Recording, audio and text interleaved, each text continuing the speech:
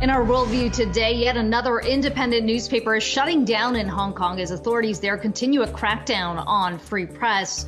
Citizen News announced it's ceasing operations Sunday, citing the deteriorating media environment in the city. It comes just days after hundreds of police raided another pro-democracy publication on suspicion of, quote, seditious material. 7 people were arrested at Stand News, but the editor here at Citizen News says that prompted her organization to reconsider its future.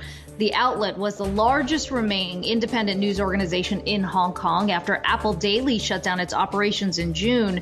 This is just the latest news organization to cease operations since Beijing imposed a sweeping national security law in Hong Kong back in 2020. Well, Sudan's Prime Minister has resigned following anti-coup protests that have left dozens of people dead in the country.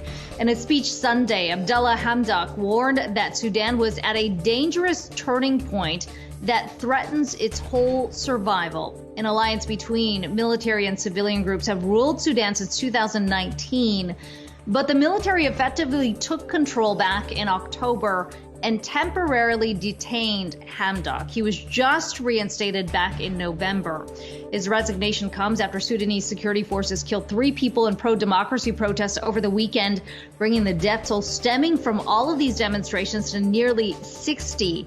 Sudan had just celebrated its Independence Day on January 1st, and the U.S. has now urged Sudanese leaders to ensure civilian rule and has called on the military to end the violence against protesters. And police in South Africa had charged a 49-year-old suspect with arson following a fire at the National Parliament building. The blaze broke out on the historic building in Cape Town Sunday, causing part of the roof to collapse and wiping out an entire floor. Fortunately, nobody was injured in the incident. Police say the suspect reportedly entered through an office window and set the building on fire. He faces charges of arson, theft, as well as a break-in. He's scheduled to appear in court on Tuesday.